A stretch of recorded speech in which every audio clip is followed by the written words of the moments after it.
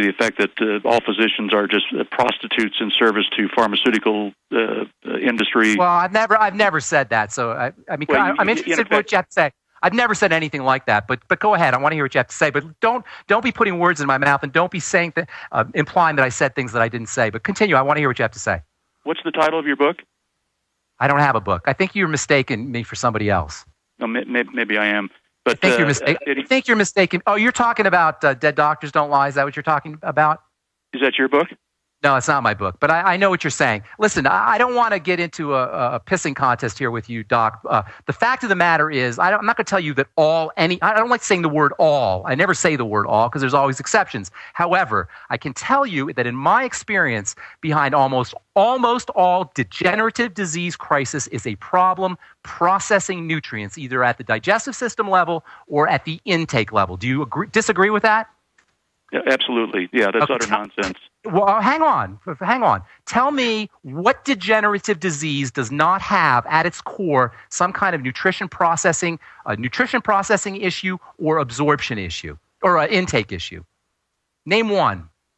Well, let me. You cut me off. Let me finish what I had to say. You've also made the statement that physicians have virtually no training in nutrition. I never said that. You're confusing me with somebody else. I'm sorry, but you did, and I don't think you're in a position to even make statements like that. I never said those things. You're confusing me with somebody else. Doc, listen, we're not going anywhere. Thank you so much for your call. I appreciate it. Julie in California, what's going on? Hi. Yeah, hi. Is this the Alex Jones show? Yes, it is. And I'm pharmacist Ben Fuchs sitting in for Alex. Is Alex Jones in there now or no? Alex Jones may be somewhere, but can I help you? We're talking about health and nutrition for the next 20 minutes or so. Okay, well, I was really calling to talk to Alex Jones, but now since we're talking about health, I want to get your take on antidepressants and anti-anxiety medication.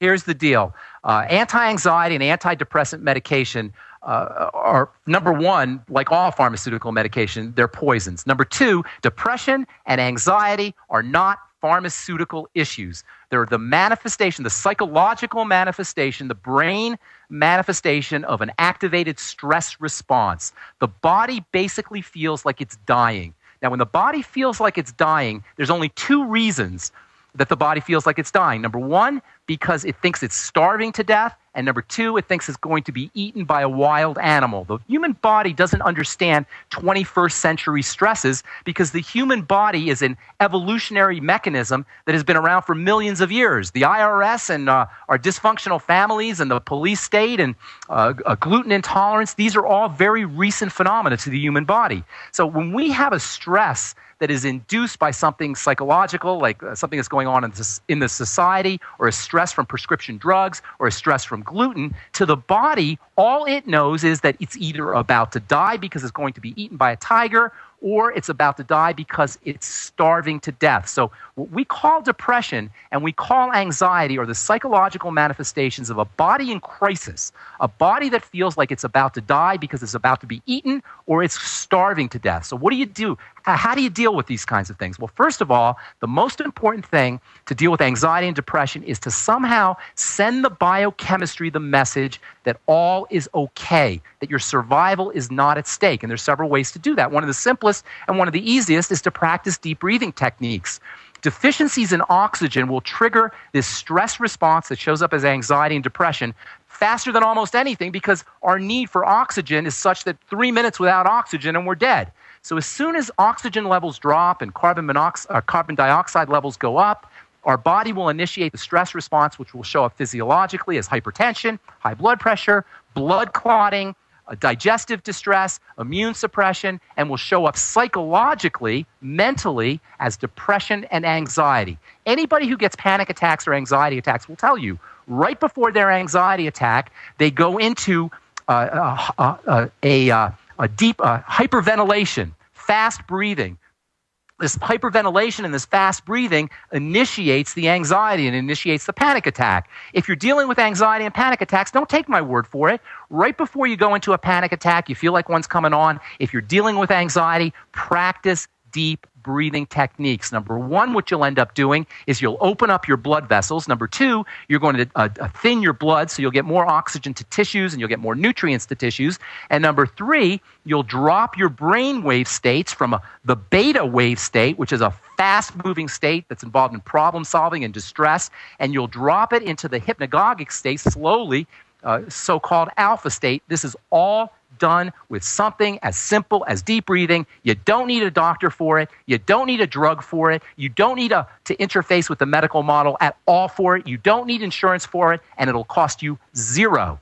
The next, second great strategy, and we've been talking about this on the bright side, for helping with depression or helping with anxiety or helping to tell the body that all is right in the world, is to get yourself out in the sun, to lay out in the sun without a sunscreen, without a sunblock. I'm not telling you to burn. Burning is never a good thing. But if you're not going to burn in 5 or 10 minutes, get yourself out in the sun. Number one, the sun stimulates anabolic chemistry. That is building chemistry.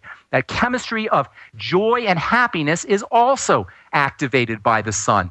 And on top of all of that, when the sun hits your skin, you produce a hormone called serotonin, which many of you guys have heard of, which is converted into melatonin. Melatonin is a powerful relaxing substance, and it's an anti-cancer substance, and it's an anti-aging substance, and it's wonderful for dealing with anxiety or depression. These are two very simple strategies, breathing and getting out in the sun, that can allow you to access the body's relaxation chemistry, this anti-anxiety chemistry, for free without having to go to the doctor and without having to deal with an insurance program. Now, the third very effective way to deal with anxiety is to make sure that you're taking care of your nutritional needs and to make sure you're eating less calories. Now, these are two very important strategies that kind of go hand in hand. But remember, this emergency response that the body has is number one, to prevent us from being eaten by a tiger, and number two, to help us deal with starvation and famine. Nutritional deficiency tells the body that a famine is approaching. When we don't get vitamin C, when we don't get vitamin E, when we don't get enough essential fatty acids, when we don't get enough protein, the body thinks it's dying. The body thinks it's starving. The body thinks a famine is approaching, and this too will initiate and activate the stress response, which will show up physiologically as weight gain, blood clotting, hypertension, and will show up mentally and psychologically as depression and anxiety. So getting yourself on a nutritional supplement program, especially one that has concentrated nutrients that allow your body to access the nutrients without having to deal with the digestive process, can be a tremendous help for folks dealing with anxiety. So important that you'll notice results really quickly, especially in terms of the water-soluble vitamins, especially in terms of the B complex, which are water-soluble vitamins that are processed out of most foods. B complex, by the way, are intimately connected with mental health. A guy named Dr. Abram Hoffer wrote a book called Orthomolecular Psychiatry many years ago, where he talked about using simple, plain old niacin, vitamin B3, to treat schizophrenia. And he treated it very effectively. Deficiencies in B vitamins are extremely common. One of the main reasons is because we're getting so much processed food. So your third strategy, in addition to deep breathing techniques and making sure that you're getting copious amounts of sunshine without a sunscreen and without burning, your third strategy is to get yourself on a nutritional supplement program, one that features the B complex and one that features liquid nutrition. I hope I helped you there, Julie. Any other questions for me? Okay, Julie. All right, a couple people on hold that I want to get to, but before we do that, I want to tell you about a wonderful nutritional supplement that's super for the digestive system, and one we don't really talk about as being important for digestive health, and that's whey protein.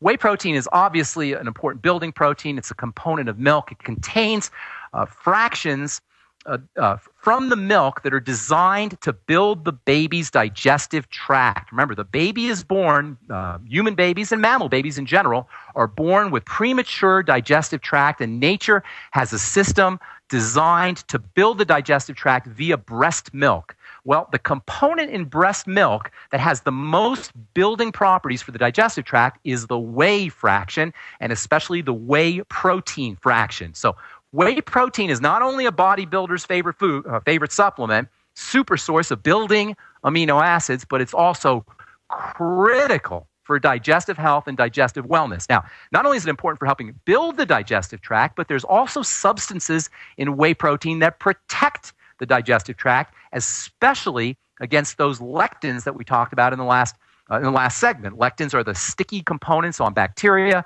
and sticky components that are found in vegetables that can stick or adhere themselves to the digestive tract. Whey protein has anti-lectin substances that can protect you from these lectin components in vegetables, and they can be whey protein can be especially effective if you're dealing with gluten intolerance. The gluten reaction is a lectin reaction. It's a sticky attachment to the intestine. There are ingredients in whey protein that can help dissolve that lectin attachment. I'm not saying 100% of the time it's going to work, but for a lot of folks, getting on a whey protein supplement can be a wonderful way to deal with gluten intolerance issues as well as any other lectin issues. And the neat thing about whey protein, and one of my favorite things about nutritional supplementation, is unlike prescription drugs that perhaps give you a little bit of purported benefit and a lot of side effects, nutritional supplements give you benefits, and instead of side effects, they give you side benefits. So if you take your whey protein for your digestive system, you're going to find that you're building better muscle, that you're eating less food, that you got a better immune system, and you're supporting circulatory system health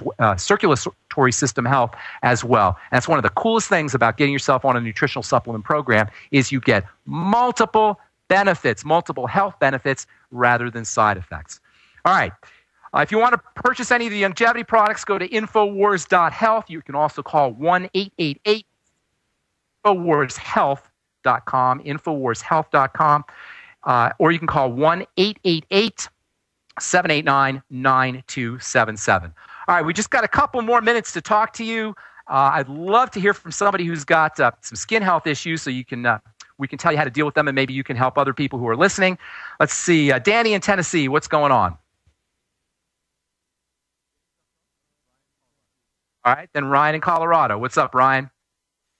How you doing, Ben? It's always a pleasure to listen to you. Have a way of coming across to your listeners as energetic and exciting and easy to understand. Thank you. Appreciate that. My question is I've got two people in my life that have issues. One of which my girlfriend had her colon removed back about 10 years ago, and she's currently on Beyond Tangy Tangerine and things like that. She has issues with sleep and stuff like that. But how does whey affect her? When you don't have a large intestine. She doesn't have her large intestine? Her colon. Her colon's been removed. Okay, so I'm assuming you mean the large intestine. They used to call the small intestine the small colon, so I'm assuming you mean the large intestine. Hang tight, Ryan. We got to take a break, okay? Hang tight, and we'll get to you when we come back from our break. I'm pharmacist.